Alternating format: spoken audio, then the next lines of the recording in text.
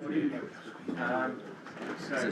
are pleased to have Bruno Silvestre here tonight to talk about what has been, I guess, an emerging and rather significant piece of research interest. You've known Siza now for over 10 years, but it seems like it's got to a head, hasn't it? This summer you're off to Canada to explore the archive and explore his sketching process, his design methods. Bruno worked with us now almost 20 years ago, having come from Portugal where he studied in Coimbra. Came to join practice 2006. I joined in 2003. 3 is the date of 2009. And I was really, we talked together for 3 years. And then he went off to Kingston, and he now teaches history and theory and studio. And that's enough, isn't it? That's plenty. Thanks for coming. Thank you to you and Jack. Where's Jack? Hello. For the invitation. It's always nice to come back here and see many familiar faces. My desk was just behind Simon, where I worked there for 7 years. So I suppose what I'm going to offer you tonight is a paper or a draft paper, an essay that is about to be published in a book called Uncommon Precedents, I think it's going to be called. And it's part of that book, and I'm going to show you the final draft. I think it's a bit fuzzy, but I hope the others are okay. And in order to do that, I suppose I tell a little bit the kind of the journey that led up to it, and then the paper takes about, I don't know, 30 minutes. So, as Simon was saying, I started here in November 2003 and left in the summer of 2010. And the two projects on the left were the two things that I was first involved in producing some window details. And then that one was pretty difficult for the public consultation, etc. So that's a sample of my 7 years here. And after 3 of which, or 4 of which, in summer 2007, Simon invites me to teach because the practice would offer a design studio to run at Oxford Brookes. So I taught with Simon for 3 fantastic years. And Simon took me to America with students, 3 field trips in 3 years where we looked at some amazing buildings. We've been to some fascinating cities. We've seen some incredible books on sale in some bookshops. That's Simon in Chicago, and I think the book was published a couple of months before. Right? Yeah. And so that to me was, that's how much I owe to Simon. The beginning of my teaching and academic career in the UK. And then I moved to Kingston, so I stayed 3 more years in Kingston, then 3 more years at Oxford, which I didn't enjoy very much for a variety of reasons. Then I moved to Kingston in 2013, where I started to teach with a still associate director here, Noel Cash. And we had, again, 6 or 7 fantastic years of teaching together. And with one of those, we knocked on the door of Siza. Well, we gave him a call in advance. He opened the doors of his office to our students. And I could never tell, but that conversation stayed in the back of my mind and is part of the reason, it's part of the argument of the paper that I'm about to show. I set up on my own, but I never really, I was just talking to a former colleague here, Ben Stack. I'd never really enjoyed the condition of being a one-man band in the UK. As an architect, it's really tough. and then you have a family, and then you teach, and kind of juggling all those things I found pretty challenging. So I've kept most of my work in Portugal. I mean, the three on the right are three different projects that don't look like, in three different sites that are three different variations of the same model. And the same model was a competition that I won with two colleagues, very close friends from university in 2013. So I was already kind of for 3 years working on my own, and then I won that competition. That has sort of kept me busy since phase 4 of the one in the middle is still in construction. They're fairly big schemes. That sort of keeps me busy in the interstitial times between teaching and family and now the PhD. It may not quite look like, but I always felt, I always tried, whilst being here in the UK, teaching to keep Siza at bay, at a distance, and never kind of convey the idea that I'm talking about this because he has the same color in his passport as me, until I started to realize that his work is important for many people here. And I've always had enormous curiosity about how the intricacies of approach, the complexities of these spaces of approach into buildings, and also the complexities of natural light and space inside buildings, how that has come about. And I've always been sort of partly frustrated with the way that these, not frustrated is not the right word, I don't want to be unfair to those who write, you know, absolutely beautiful words about the work of Siza and write very well, but I always felt that the sketches that are presented in publications tell a very small part of the story. And I knew through my education this culture, obsessive culture of drawing and sketching. I knew that inside those boxes, or somewhere in Siza's archive, there would be a lot of material that we didn't know about. So with that in mind, what I'm going to do, so I have a 25-page document here. Don't worry, I'm not going to read it all. That's 10,000 words. That's my research proposal that I submitted as part of one of the modules in my PhD course. I'm studying my PhD at Carleton University in Canada, which is sort of around the corner from Siza's 80% of his archive at the CCA. And that's where I got an offer to study. I started in September, I got a scholarship, and I'm moving there in August to then run through all these. So a PhD in North America is a taught course. So that's what I'm going to do there. So I suppose to contextualize what I'm about to present, I'm going to read just a couple of paragraphs from my PhD proposal, which sort of gives you a place for the paper that I will then share with you. So the start is a little bit clumsy because I'm starting from sort of paragraph 9. I promise the text will sound a little bit better later. So I'll say at some point in my PhD proposal that my premise is as follows. If much has been written about Álvaro Siza's built work, a scholarly study on his sketchbooks and how sketching is foundational to the intense creative process of a project is yet to be produced.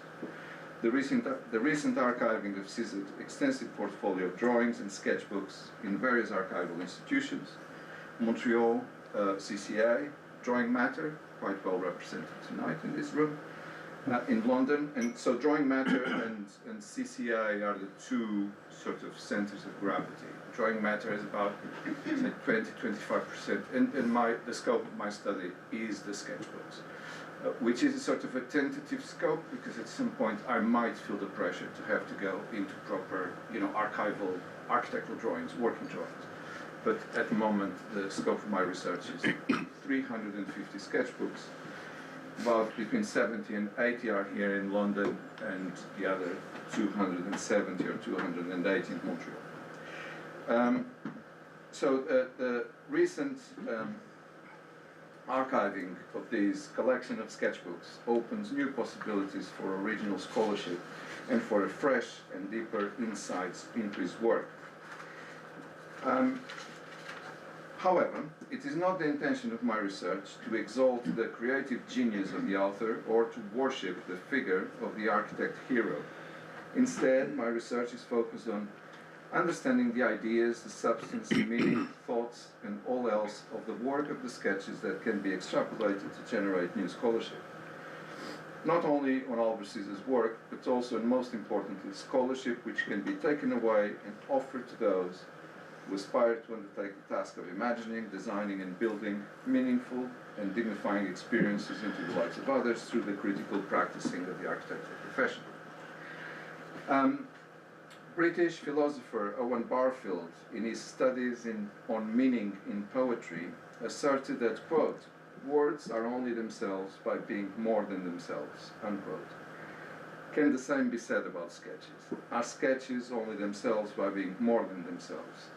As mere lines or shapes on a piece of paper, they have little significance, yet my research seeks to extrapolate the power embedded in the ideas they convey, and thus understand the extent to which sketches are more than themselves to the project they're part of, to the architect drawing them, and consequently more than themselves to ourselves engaged in the practice and study of architecture. This task is imperative in the context of a multicultural architecture education in which we teach. So I kind of argue that the sketch is a sort of universal accessibility, and is a kind of counteract to the normative forces of computers, technology, standardization, etc. So that's sort of the context. And I have three lenses of approach, or three themes, because there's so much in those sketchbooks. They are so dense, and they span over 25 years, so it's like roughly 1978 to 2003, which we're quite fortunate because that's an incredibly transformative period, well, in the architectural scene in general, but particularly in Siza's career, is when things sort of step up to another level of complexity, scale, multiple geographies and cultures, etc. So the three lenses that I have, one is history, sketching and history. One is sketching and place, and the other one is sketching in relation to form, body, and space. And so this paper, sorry, that slide should have been the one that have taken me to read the paragraphs of my PhD proposal. The paper, so the poster said notes in the beginning. The actual essay being published is called "A Path Not Taken." And I think we'll understand, I hope you'll understand that. So I'm going to start. It's 3,000 words, so I suppose 3,200 words, so I suppose just over 30 minutes. I'm more than happy for hands to go up and be interrupted along the way if there is a burning question. Otherwise, we all have a nice chat at the end. So, it goes like this. Despite the widely accepted premise that history and tradition are fundamental to the enigma of human creation, there is no set of established parameters against which the commonality or otherwise of historical references can be measured in works of art. Neither there is a credible, analytical, sustainable method to infer the presence of precedents in works of architecture. For the degree of historical reverence of a work always defies accurate description and deterministic explication. So I'm talking about precedents here because that's the theme of the book, so I need to relate to the theme of the book and introduce the argument in that lens. By the way, this is not so much of an argument. I'm not coming up with a theory that reveals, that changes the world. I'm telling a story that has not yet been told. That's okay. And as if American critic, writer, and philosopher George Steiner advocates, the best reading of arts are works of art, for the focused light of interpretation and valuation lies in the work itself. If this is the case, then the task of our written reflection is a twofold hermeneutical undertaking, interpreting the interpreter interpreting.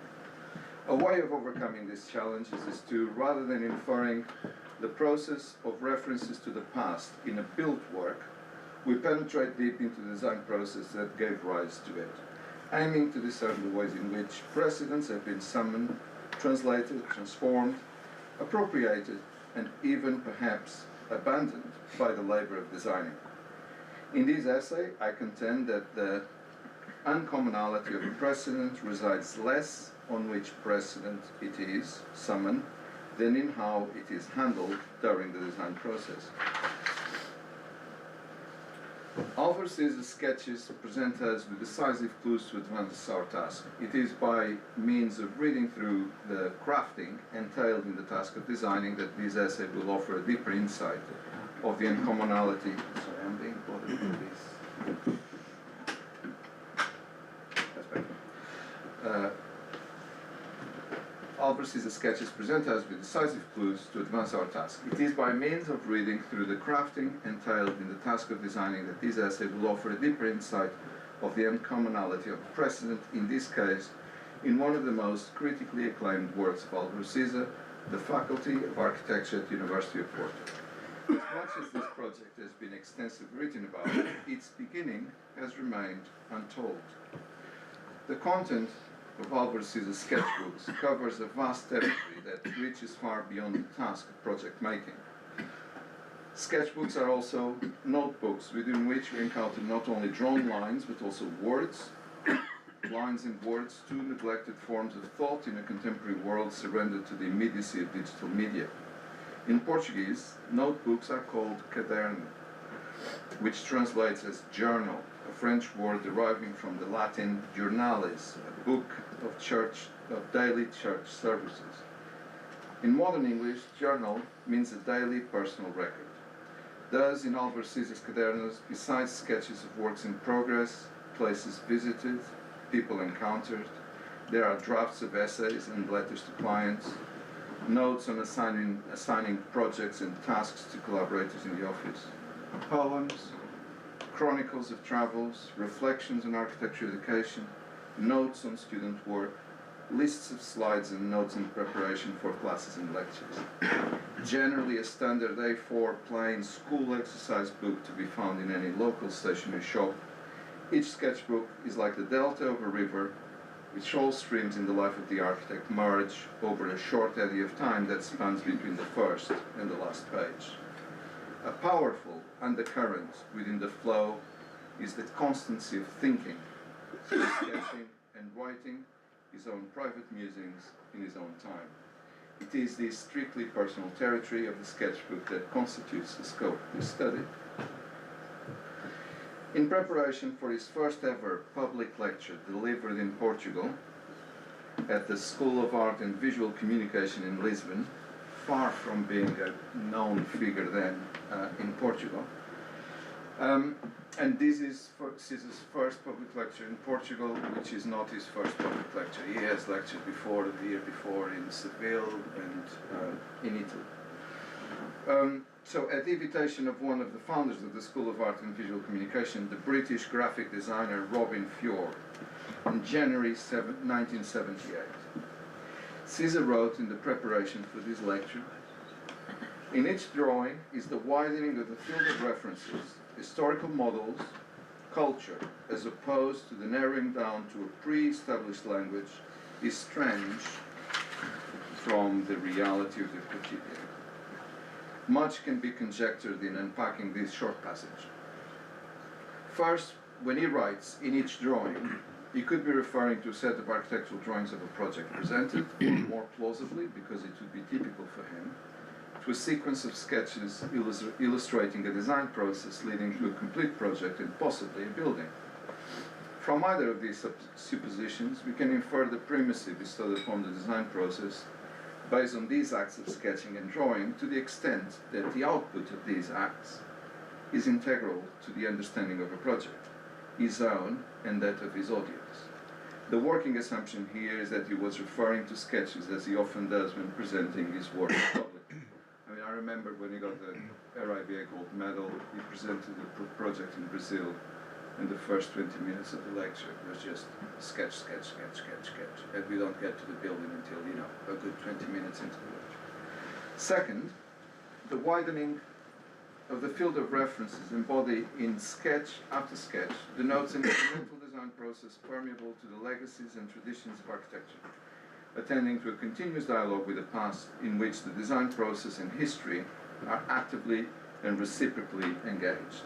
Any design process, I suppose, and I think many people in this room would agree, entails an exercise of narrowing down ideas towards a final arrangement, merging, eliminating, making choices, and ultimately defining. A process evidenced in the iterations of orthographic drawings that are developed beyond the scope of the architect's sketchbook. The narrowing down of the design towards its definition concurs, according to Siza, with the process of widening the cultural domain of a project. Widening and narrowing, a paradox I will return when analyzing some of these sketches. Lastly, the reference to the reality of the quotidian, it's a difficult word for me in English, from which the design process must not be estranged, suggests that Siza rejects the use of language established a priori for the risk of disaffection of it. Here we can assume that Siza is referring to the here and now of our lived world, to site and situation, to place and institution, assigning architecture with the task of giving meaning to the former by accommodating the practical affairs of the latter. The interpretation just sketched out can be encapsulated in the works of architectural historian Alberto Pérez Gómez, who suggests that, quote, history constitutes the intellectual framework for an embodied mind to address the fullness of reality through the work, end quote. Both past and present constitute in equal measure a precedent that informs the beginning, development, and closure of the design project. Siza often talks about memories of people, places, landscapes, cities, streets, and buildings as central to the development of a project. Many of these memories are cast throughout his sketchbook. Others, I argue, are activated by the very act of sketching something new, the main tool of his craft. Jons wrote, quote, all gestures, including the gesture of drawing, are laden with history, with unconscious memory, with incalculable and anonymous wisdom, asserting the importance bestowed upon history as a living tradition. On another occasion, he further asserted, we apprehend immeasurably, and what we have learned re-emerges, dissolved in the lines that we then draw. Contradictory as the terms, laden and dissolved, no doubt appear, his words invite an analogous reading on our part, as follows. Each sketch is charged with historical models, yet their presence is filtered and made ever more latent through the creative power of interpretative imagination, a process of appropriation towards the indeterminacy of historical references in the walls that we then build. For Siza, architecture appears to be as much an art of imitation as one of interpretation, of history, of life, of place, leveraging the liberating legacy of the modern movement and its potential for complexity, contradiction, and ambiguity. Much of these constituted the substance of the philosophical inquiries of German philosopher Hans-Georg Gadamer on the relationship between modern art and tradition, for whom interpretation points in a direction rather than to some final endpoint towards an open realm that can be filled in a variety of ways. This open realm is Siza's territory of interpretation of the historical precedent with which his sketches operate. Since those words were preferred in Lisbon, Siza has remained quite open about his reliance upon historical precedents, a fundamental characteristic of his work widely acknowledged by many of his insightful critics.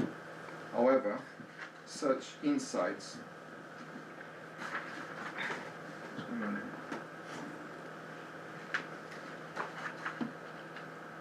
have I messed up? Probably. No, maybe. Sorry. Where were we? Here.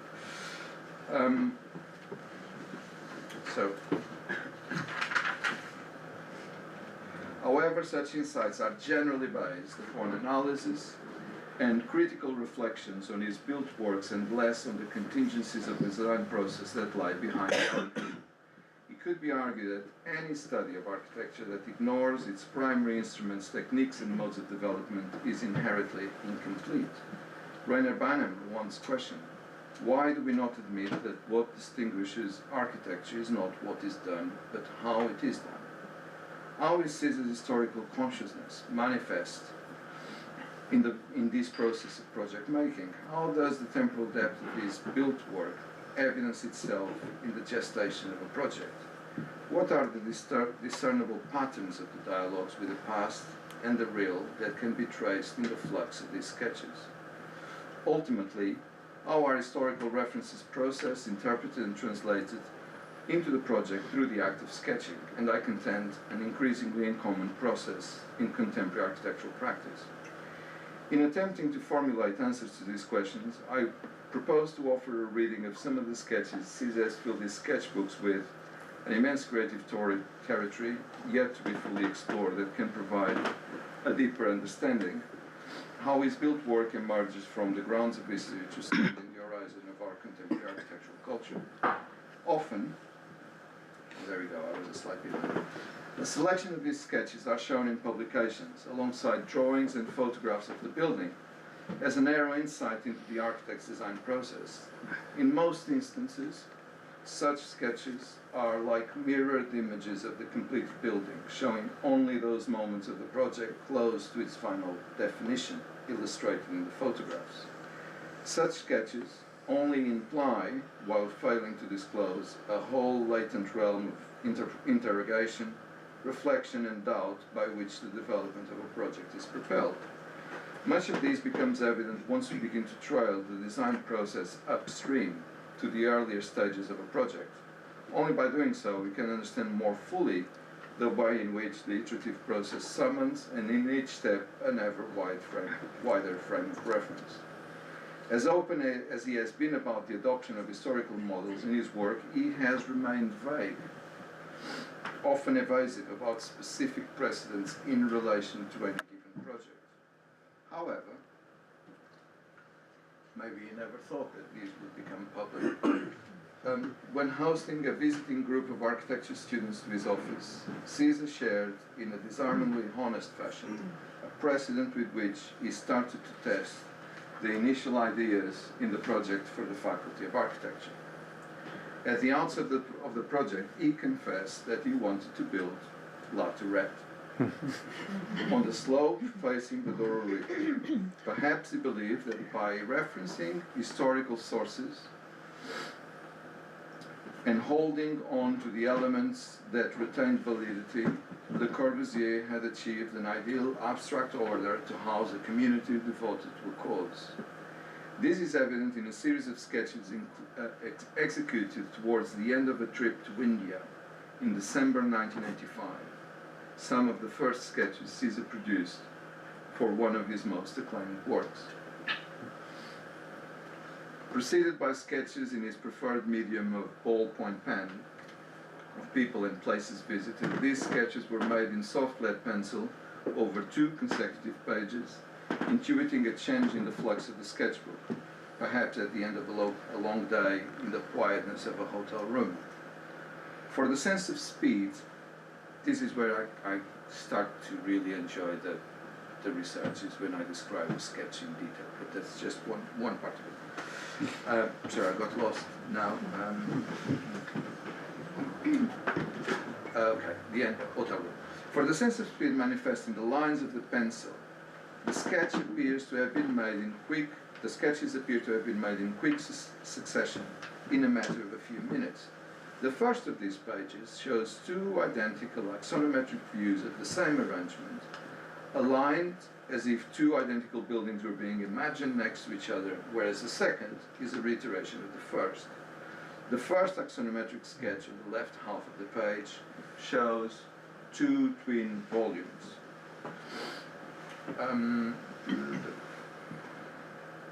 Shows 2 identical axonometric views of the same arrangement.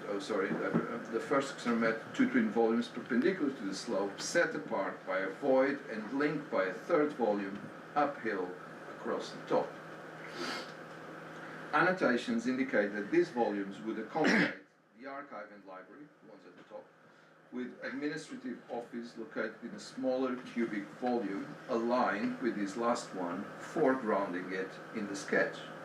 A semi-cylindrical or spherical volume, likely an auditorium, occupies part of the central void with a bar running across the bottom of the whole ensemble facing the panoramic road and the river.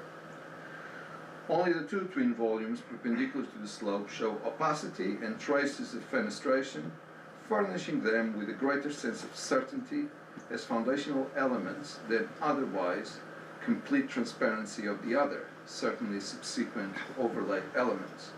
This is reiterated in a smaller sketch just below the sketch at the bottom of the page, where the two parallel volumes appear on their own. The second sketch on this page is seemingly more invested in exploring how the third volume atop the two parallel ones relates to the ground. Thinner, resembling a double wall, perhaps containing just circulation, it appears suspended on pilotis, opening up views framed by two parallel volumes, presumably from uphill. This arrangement reminds us of the terrace under the dormitories at the entrance of La Tourette. No context is outlined on this page other than a clear sense of a sloping pole. Turning the page, we see further development, greater complexity, more variety, no annotations. Seemingly fast in their execution, just the same, 4 sketches populate this page. An axonometric view at the top of the page, slightly overlapping it a section through the slope, below a second axonometric view set out at a slightly different angle to the first and further afar, and a small eye-level view from downhill, which you can barely see, but that's what I'm talking about. And Bruno, is that the Pavilion Carlos Ramos at the top of the lower sketch? That's right. The triangle. Yeah, I'll talk about that in a minute. Yeah. That's right.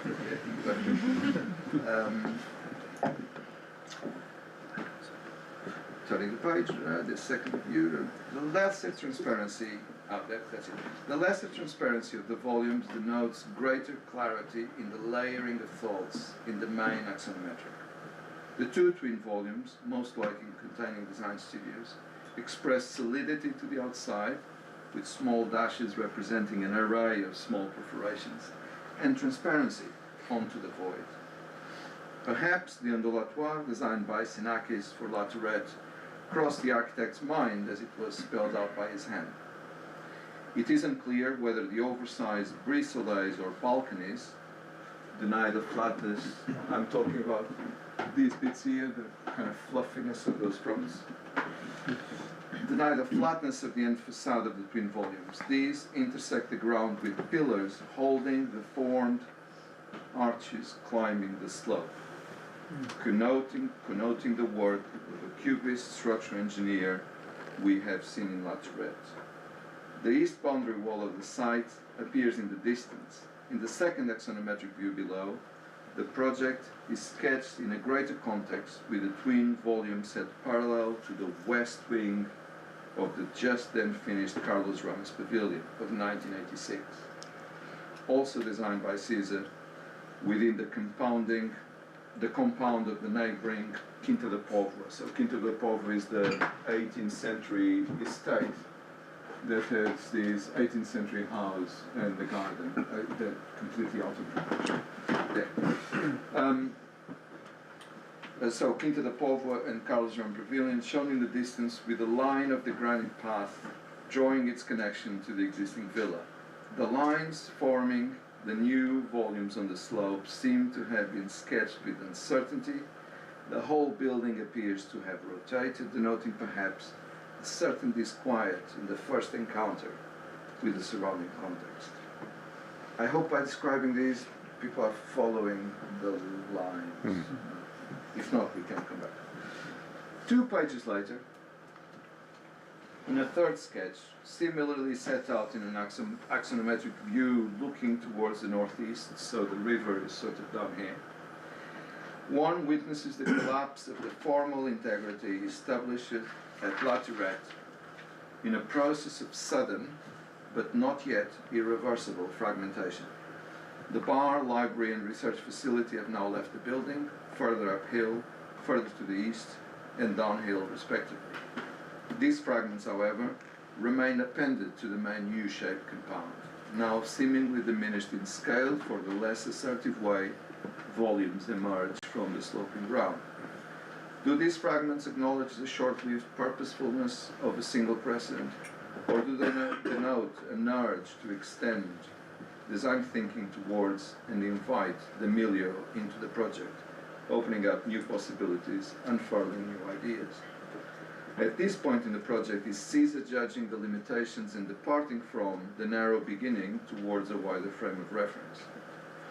An interim conclusion can be inferred at this point in the design process. The reference to La Tourette resumes the theme of a shared central space as the core of a learning community between the lines of studios as set out by the Carlos Ramos Pavilion.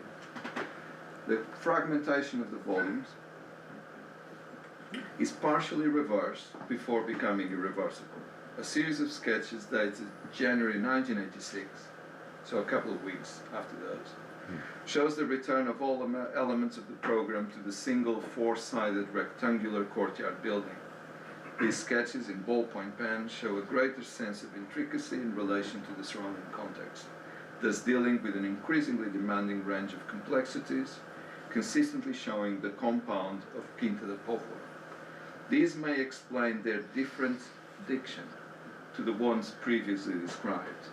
The steadiness of the lines indicates that these sketches were slower in their execution, more precise in the expression of forms, their opacity and standing in the sloping. Three clear steps can be identified in the dialogue with the context. First, one rectangular courtyard building morphs into a trapezoid shape, mimicking the form of the Carlos Ramos Pavilion and summoning it as a precedent. Second, resisting the freestanding condition of the building in the landscape, which we find in La Tourette, the sketches show Siza's consideration on the ground condition. The building stands within a square compound defined by what can be inferred as hard landscape and boundary walls. So there is the building is within something else, but lost again. Where was I? Slide 36, I apologize. Ground condition. The building stands within a square compound defined by what can be inferred as hard landscape and boundary walls. Several sketches show the two compounds in the same axonometric view, Quinta da Póvoa and the new one, separated by an area of unoccupied land. In one of them there is actually a tiny amphitheatre on the sketch on the left. Lastly, the clear desire for alignment with its neighbouring buildings of Quinta da Póvoa. This is manifest in the sketches, not only in the dialogical expression of the compounds in the landscape, but more importantly, the river-facing south wing of the courtyard building aligns with the south elevation of the 19th century villa, an alignment that endures the entire journey of the project. The dialogue with the villa is accentuated through the detachment of the southwest corner as a fragment forming part of a whole, resonating with the church at La Tourette when seen from downhill. What I'm talking about is these in relation to the separation of that, but you know, I don't want to kind of be too forceful about it, it's just nuances. 2 years and 40 sketchbooks later, Siza reflects on the process. When I began the project, I thought of a solid mass with a central cloister situated on the slope overlooking the river. As I developed it, I realized that this building would be excessively isolated without the support of buildings of another scale, as it is the case with the Bishop's Palace in the center of Porto. I then noticed that this complex was nothing more than the first pavilion Carlos Ramos, enlarged and fragmented, thus becoming the matrix and an integral part of the whole. Within the short span of time of the sketches described above, which is 3 weeks, each one, as Siza said, widens the frame of reference of the project. La Tourette, then the Carlos Ramos Pavilion and the Bishop's Palace. As we know, the result, with 4-line freestanding pavilions with studios overlooking the river, with a twisted linear building as a backdrop, could not be further from the beginning just described. Was the consideration of these precedents an error on Siza's part, a false start? Errors commonly absent from the architect's discourse and thought to be disabling, can be productive in the process of designing and an integral part of it. Returning to the script of his first lecture in Lisbon, he wrote, "Lately, reflections triggered by my pedagogical activity have led me to see architectural practice increasingly as a process of investigating and correcting errors. I embrace error as the basis of project making, the rest is circumstances. Supposed errors over time become virtues of the project and vice versa. Errors become virtues once confronted rather than evaded, accepted as part of the architect's craft, conferring value to the flows, variations, and irregularities that come with the labor of the hand. Writing on the manual labor of the craftsman, Richard Stinnett claims that to achieve its goal, the work process has to dwell temporarily in mess, wrong moves, false starts, dead ends. He further asserts that the probing craftsperson does more than encounter mess. They create it as a means of understanding working procedures. As outlined in his script, Siza's understanding of his working procedures is as much a matter of methodological order as it is essential to his discourse. The building cannot be fully understood without the errors encountered along the way, where solving and opening up occurs again and again. The presence of La Tourette, the Bishop's Palace, and the Carlos Ramos Pavilion may be hardly legible in the buildings that stand facing the Douro River today. However, they remain as critical points in the axis of history that informs the project, and their latent dareness is a word that I borrowed from George Steiner, this kind of latent presence. The dareness may still be revealed to us in the shades of familiarity that our informed eye can now see. In Poetics, Aristotle argued that poetry is more philosophical and a higher thing than history, for history, as then restated by Gadamer, only tells us what happens, whereas poetry tells us how it may have happened. In architecture, particularly in the case of Siza, I uphold that the buildings are the facts and artifacts of history, whereas the sketches that gave rise to them bear witness to all the possibilities considered, comprehending not only how it happened, but also what may have happened. The occurrences within Álvaro Siza's sketchbooks, analysed here, no doubt constitute only one aspect of the craft and work of the architect. But I believe this to be an important aspect, one through which his work differs from, or his design process differs from the majority of his fellow contemporary architects, and ultimately one without which we are not able to fully grasp the meaning of the project. Ultimately, unless the potentialities of the paths not taken are acknowledged, our understanding of the actualities of the work of architecture and the extent of its participation in our culture will always be incomplete. Thank you very much.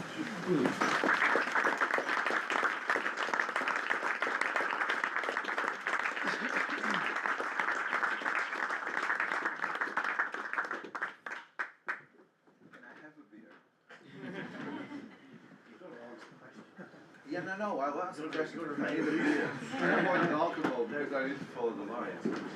Show a bit of light. Thanks to the light. Just open it. Oh, right.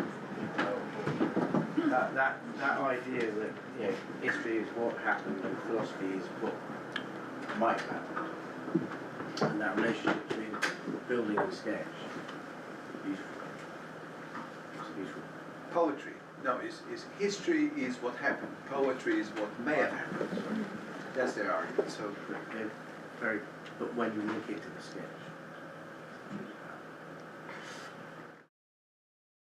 I'm not answering any questions yet, but I'll have to let this out. I've been, and I don't want, one of the premises in my research is that I don't want to make the sketches what they are not. Yeah, and I'm very conscious of it. There is a limit to, I need to find, which I haven't found, but I need to find a limit of interpretation. So I don't want to make, I'm now doing an exercise, started at drawing matter, stopped for the last 4 or 5 weeks, but I will return, Neil and Kendra, I'll return there in a couple of weeks, which is experimental analysis of sketches. And so studying their anatomy, and there's 3 sort of continents within that body of work. One is the real world, cities, sites. There's surprisingly few sketches of sites that I can recognize as such. Sites pre-project. Yeah. So cities and landscape of people, so that's the real world. Then there is the imagined world of the project, of the work, which is a large majority of it. And then there is the imaginary world, the stuff that is never, you know, it's just music and sculpture is when he's flying somewhere. His mind is flying somewhere. So there are these 3 things. There's those 3 territories. But I've been recently, so I don't want to make the sketches what they're not, but I've been recently reading literature, poetic theory, George Luis Borges, Owen Barfield, and I know that I sense that there is something between that sort of exercise and the exercise of writing poetry, but I'm yet to articulate it, but I think there is, because what these critics write about the poets, I can find a way of metaphorically sort of mirror it to these, but I need to be careful with the way I do it. Thank you. Sorry. It's your turn now. As everybody else's turn. Yes, go ahead. Hey. Hi, Bruno. Nice to see you. Yorkshire accent. Exactly. You introduced me to Siza back in university and working. And also about his wife as well, the accomplished artist, and dying very young, and dealing with a lot of mental health problems. And I'm wondering, is that kind of the impact of her relationship with him and her drawing styles, which I can see some relationship between the two. Is that something that comes into the kind of research work, or is it kind of diluting what you're looking into? Maybe, I would say. I haven't studied that yet, and I mean, because I'm doing this in Canada, I'm required, or I'm asked to do more contextualization that I would otherwise would be willing to do, because I'm trying to say that this is not about Siza, it's about these sketches. I'm trying to separate the person from the work, and the more I contextualize, the more I focus or look at the individual. I think that question is inevitable if I'm to contextualize it properly. She died in 1974, in her early 30s, and she was an absolutely outstanding artist. And she drew with a pen. Yeah? And her work has remained, fairly unnoticed until in the past maybe 10-15 years. Siza has opened the book. There was an exhibition 2 or 3 years ago with a book on her work, and so it took a lot to open up. What I do notice is that, so she dies in the mid-1970s, and his first sketchbooks that there is a record of, or he first started to use sketchbooks in the late 1970s, and the very first sketchbooks are a drawing matter. What I can sense, and this is speculative, but since you're asking the question, horror, pain, darkness in those, you know, not all the way. I'm not sort of making it more dramatic than it is, but there are some sketches of this imaginary world that I can tell you they are unpleasant to look at. Beautifully executed, but quite hard to look at. Neil and I, we were looking at one of them the other day. So there's certainly, it seems to me that the intensity of the hand is quite similar in both of them, but I don't know enough about hard work until I do that research. Hugh? I wondered why and how you chose this project as the focus of your PhD, rather than. This project is not the focus of my Okay, PhD. it's the purpose of the This is just talk. one chapter, one essay that's going to be published. Yeah, it's going to be part of it. No, but I'm not. My PhD is not about the felt. No, it's about the 350 sketchbooks and 3 lenses. This is just one. And I started this, there was a conference about precedents in Canada which I attended, and that's what triggered the invitation to study there and the invitation to publish these texts. I started with a different project. How do you you said something at the beginning about not trying to avoid some kind of hero worship and explore maybe the broader implications of this to other architects. But how do you do that with such an exceptional study? You know, he's not a normal architect, and he doesn't have a normal way of sketching. It's a kind of exceptional way of sketching. I'm quite excited about that battle of getting the research to look outward rather than look inward. The lenses is the sketches, but not looking at the person. But my premise is, you know, I teach and I see the joy that students take in the studio when they realize that an idea is emerging and deserves, you know, merits more through their hands, but they're not aware that they can do that, right? And I want to be able to convince them more convincingly that that's the best way to do. I mean, and I'm not romanticizing. When you are in practice, if you have a problem how a skirting relates to a windowsill, you sketch it in 5 seconds, and takes a lot longer to go into the BIM model and say, let me find the right angle, and you come down and sit with me. So I do think that the sketching, the ability to articulate your ideas in sketching, and to me that's the looking outward, that's the premise of these. Is I can take these to architecture education and say, guys, this is your voice. Otherwise, it's just like everyone else. To me, that's the... So how do I do that? I don't know. There is one thing that I think offers an opportunity. In Carleton, we need to do something that they call the epistemic object, which I wasn't impressed when I first heard about it, because I felt lost. And then I watched the Peter Greenaway film, 1981 or 1978. It's called A Walk Through Age.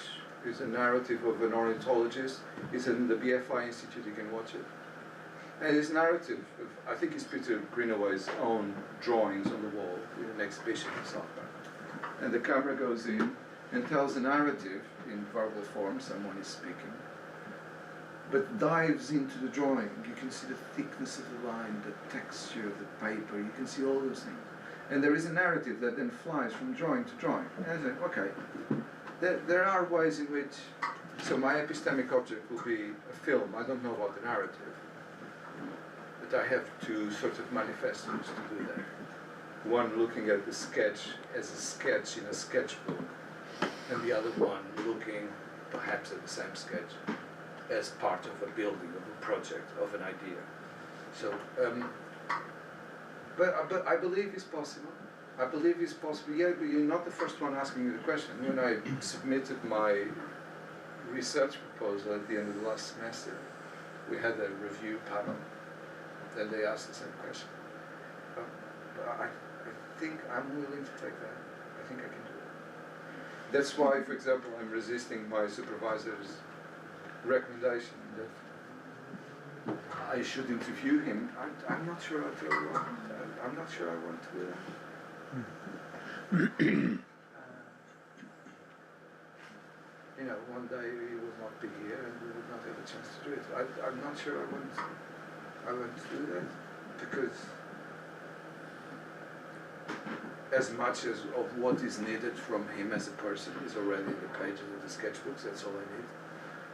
So I think that's one kind of defense mechanism that I'm trying to use. That I mean, he has written letters of recommendation and has recommended my research to apply for funding, etc. He's incredibly helpful and excited about this, but I'm not sure I want him to be part of it. Or kind of learning any secrets behind the scenes, if you see what I mean. Because having access to him, but that's one way, to answer your question, how do I do that? I don't want to talk to him. Julian. Thanks, Bruno. I was taken by your thought that words being themselves only, when they're more than themselves, relies on a group of words. And your comparison with, or your thought that these drawings have something equivalent to that, made me think that there's something really interesting about the fact that there's lots of them, that they're sequential, that none of these drawings, and I really appreciate your outward-looking comment on this, that we don't zoom into the world of Siza too much, but also find a way of seeing these as a lens for working. So what it made me think was that if these are about a body of work, one thing I would be disappointed about would be that these only get seen if they get built. And I don't think you're saying that. But I'm thinking that the building doesn't warrant the validity of these drawings. Somehow sketches is a funny word, isn't it? Because it's sort of conventionally it's something hasty and not thought about. Whereas actually what I see in these, I've seen for many years in these drawings, is something uncomfortable in a way that I really love.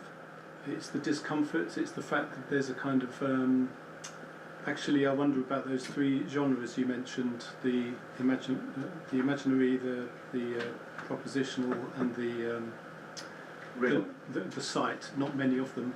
In fact, you could see all of these genres in these drawings, that there is sight, there's imagination, and there's proposition, and the uneasy combination of those factors which depend on needing to move on, and the awkwardness of the angles. There's something, well, it's clearly, work in play. So I think the thing I'm saying is that the act of drawing, as we know, is not about the drawing. It's about getting where the drawing is taking you. And you yourself mentioned that the drawing itself informs you to some extent as you do it, which is an incredible process, not very well understood. Doing the drawing tells you about what you should draw. And so, anyway, just enjoying your lecture, thanks. It's not really a question. I would say about that, Julian, that there is one thing that I think in many instances when I'm going through the sketchbooks, I wish I could be surrounded by students. One thing that is very powerful undercurrent in the sketch is a sense of doubt, uncertainty, struggle, frustration. And then you reach. So there's one in this exercise that I'm now writing. I mean, I went to Drawing Matter to do this experimental analysis. I went to Drawing Matter to have a go. So I had a block of acetate and fine tracing paper. Drawing Matter, unlike the CCA, they have the books photocopied, so I feel free to kind of scribble over them because the original stuff is... and I got lost. I said, no, I need to go back and think about this. I mean, what am I doing? I mean, just lines, identifying shadows? No, I need to go, read, put a few words together, and think about how I can approach this. And one thing that I find in there is that is a lot more about, seems to me, a lot more about labor than inspiration on its own. Yeah? There is a constant struggle. And then, you know, then there are sketches. That's one thing that I identified in this process. There are sketches that present, in projects, that present a sense of relief, yeah? And that's very prevalent, for example, in the Teachers' College in Setúbal, the U-shaped courtyard with a cork tree in the middle, where there is a point in the process that that sketch is slow, everything is in the right place, it seems like everything has been defined, but when you turn the pages, there's lots of stuff, so the courtyard has been found, yeah? When you turn the pages, there's lots of questions still around the rest of the building. But that's a moment of certainty. And that's the closest you can get. That's why I don't think I need a voice. I mean, I have that, yeah? I don't need to, hey, were you certain about what you're doing here? What about there? I'm not sure about it. But yes, uncertainty and doubt.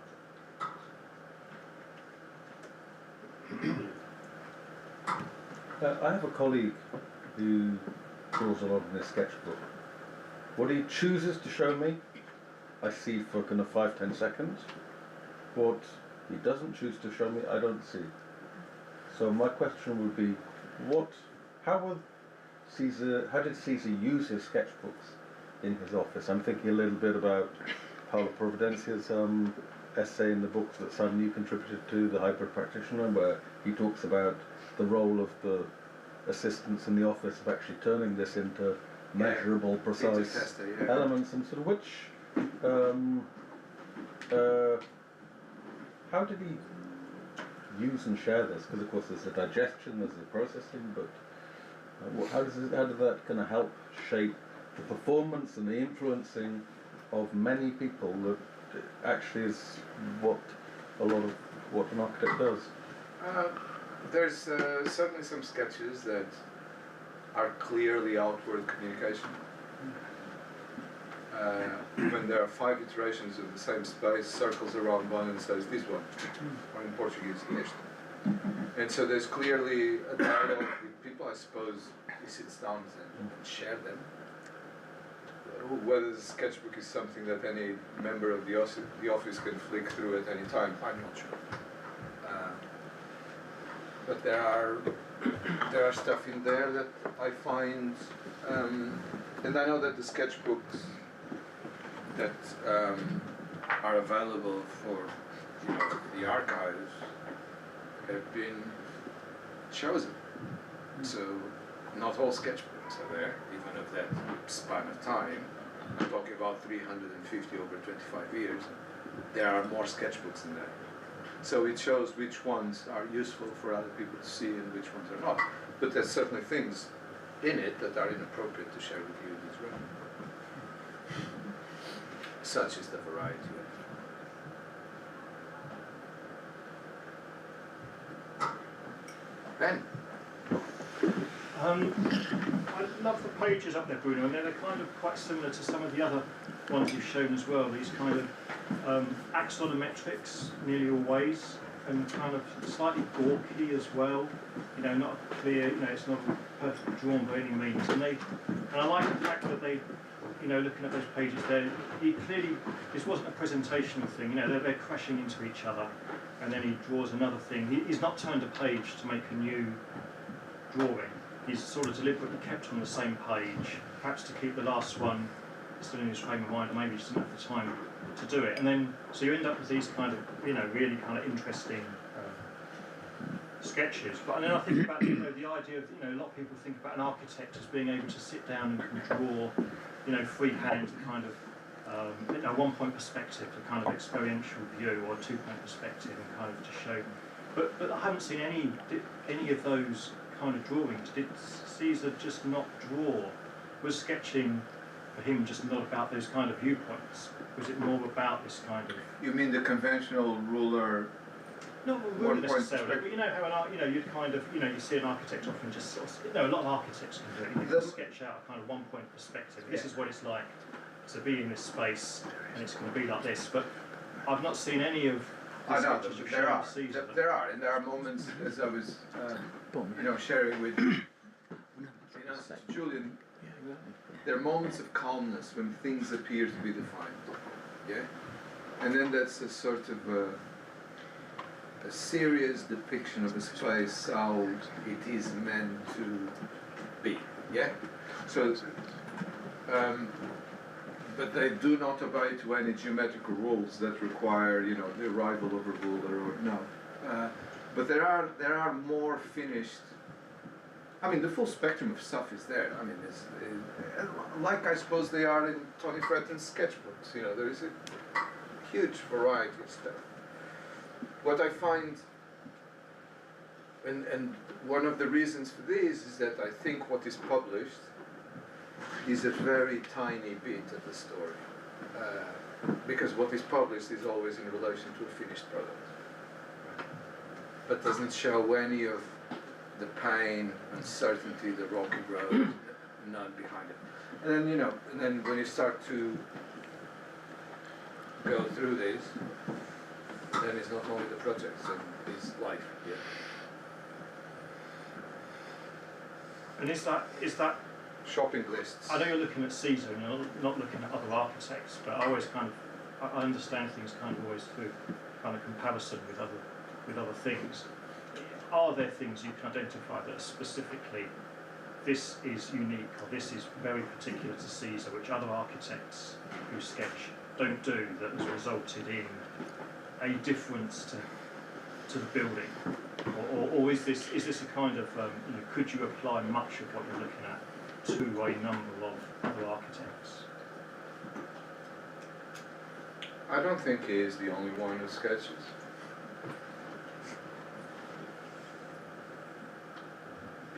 But is intrinsically individual, is the only one who sketches that way, the same way you are the only one who sketches your way. Yeah? I think there are architects today that I don't think there is one thing that I find interesting about this period is that the sketchbook has remained immune to the appearance of the computer in the office. There is no change of moods that I can notice. I think the appearance of the computer in the office probably, late 1990s, early 1990s. I don't sense, or maybe a bit later than that. I don't sense this, a change. And I think what the sketch does as a consequence, and I don't think that's particular to Siza, that's particular to anyone who sketches to that degree in the architectural profession, is an act of resistance towards the normative stuff, the standardization, is fighting the fact that the construction industry leads the architecture construction. It can only do things as they are. That's why I appreciate the recent work of Henley Halebrown so much, because they're in a fight. They're picking a fight to that, and they're winning by doing so many bespoke, purpose-made elements in social housing projects, which is great. But I see in the act of sketching a resistance towards getting things according to something else. Oh, the panels are 1220 by 240. No, they're not.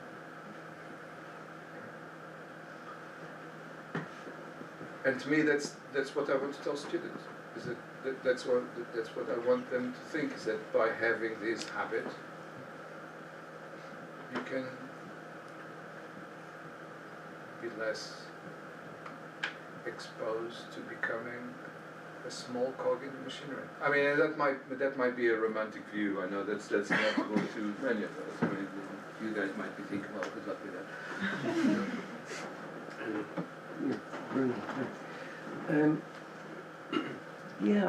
I suppose if I was in your, imagining where you're at now in what you're choosing to spend a lot of time with, there would be some structure that you're placing about how you play that kind of out-of-body experience of looking at these things that, to a large extent, are quite familiar, and how you separate or you embrace your own relationship to time and how the imagination happens in different time frames and how your hand and the pencil engage with that. I think, I'm not doing a PhD, and I would be very playful about that and not have to worry about it.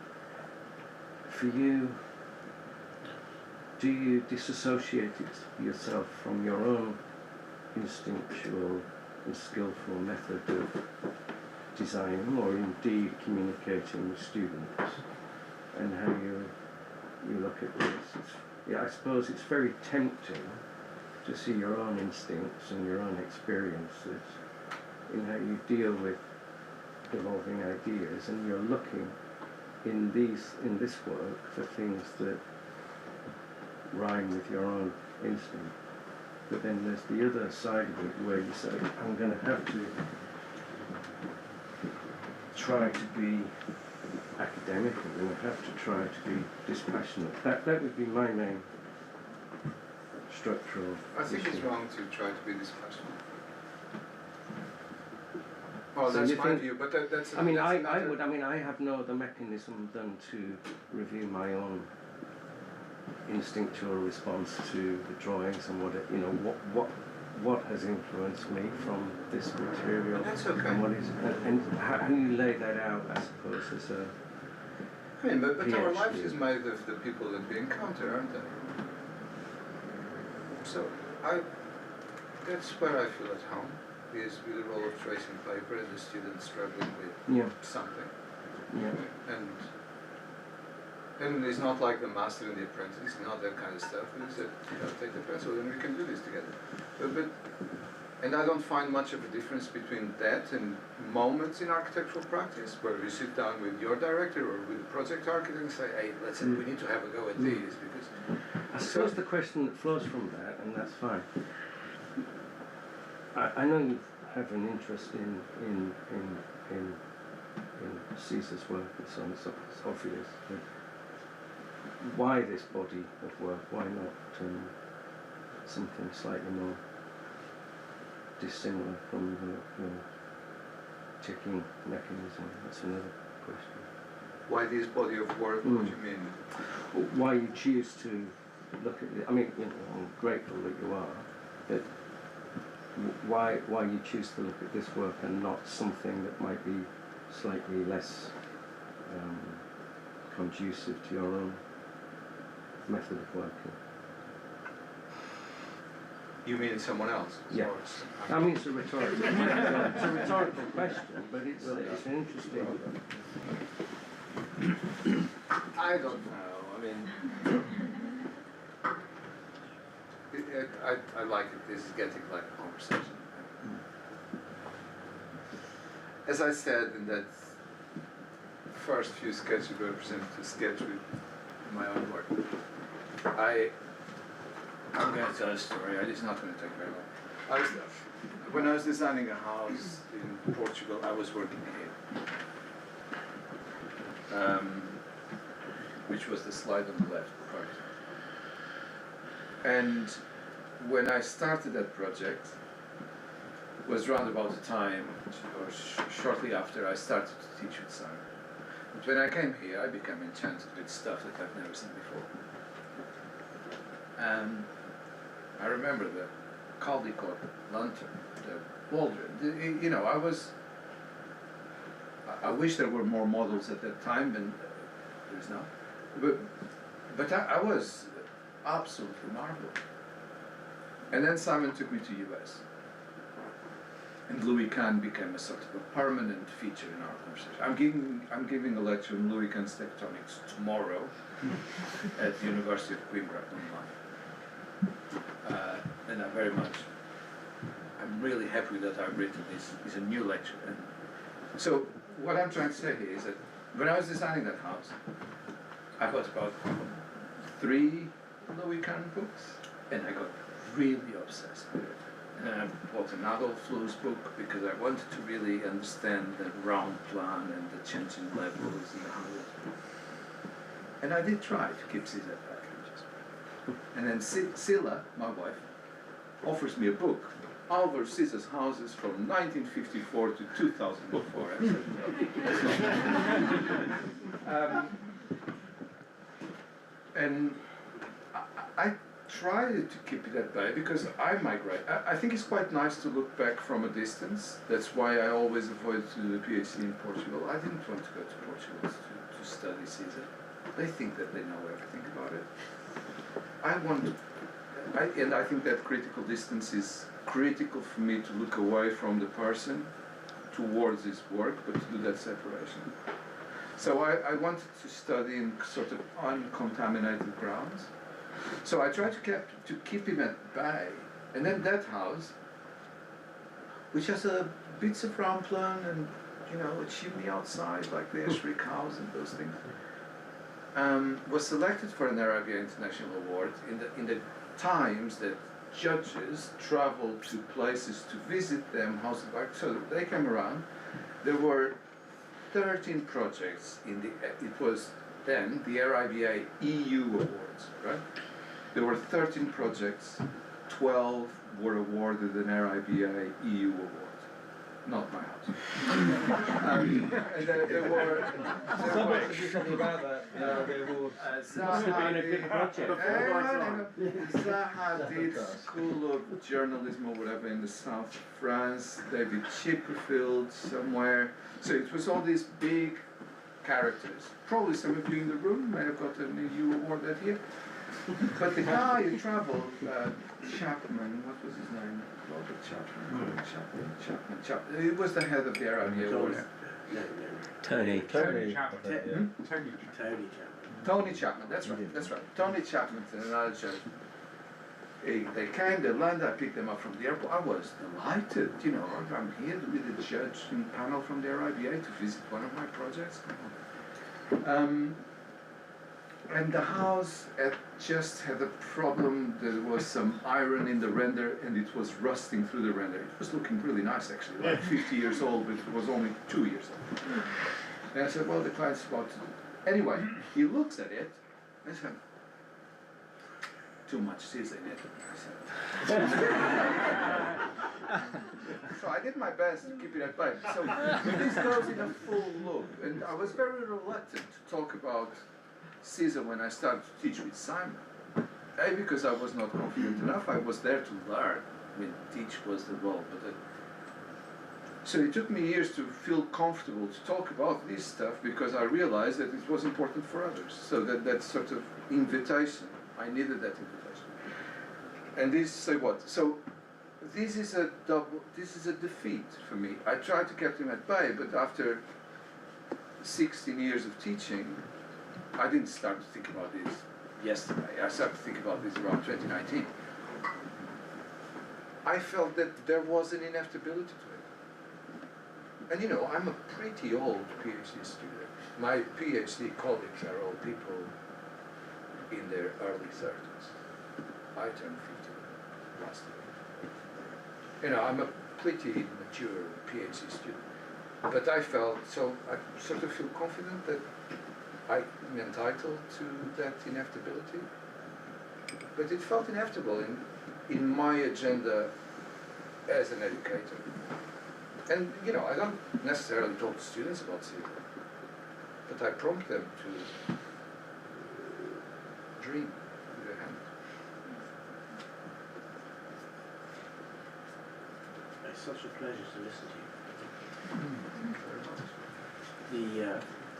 You started by saying that you just, I think, like to tell a story in work, and then you went on to say about how you don't need to talk to him, you need to, it's the drawings, and it wouldn't change the world. But I actually think that this is after years of affection and interest, we probably will in the end learn something quite extraordinary.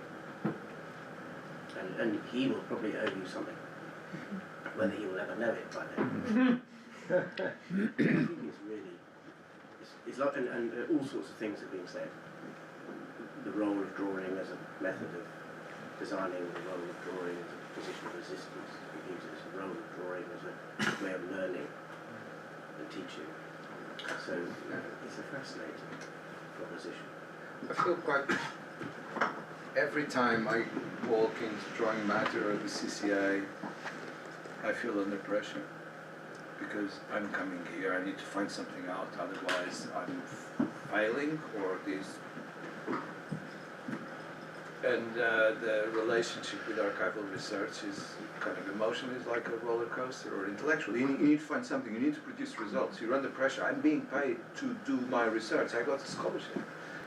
So, and every time, and that's, I don't think that is Siza, that is anyone who sketches at that intensity.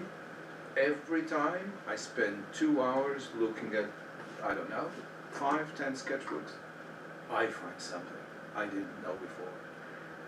And I have a difference towards, I mean, maybe there is someone here who speaks and reads Portuguese, but I have that privilege that, I mean, the other day I learned that he was reading Carl Jung on prototypes in the early 1980s. That gives me a clue. I know Jung, and I have evidence that he was reading it, and I can try to think how archetypes actually are part of the sketching practice in his work. So I feel privileged that every time, because the sketchbooks are a mirror of life, literally a mirror of life. You find something. You always find something. So it's a very fertile ground. Whether it's going, I don't think it will change the world, but it will inform the way I teach, and that's all I want. And the way I practice. You know, inevitably you get contaminated by these things. Let's wait and see. Bruno, thank you very much. Thank you very much.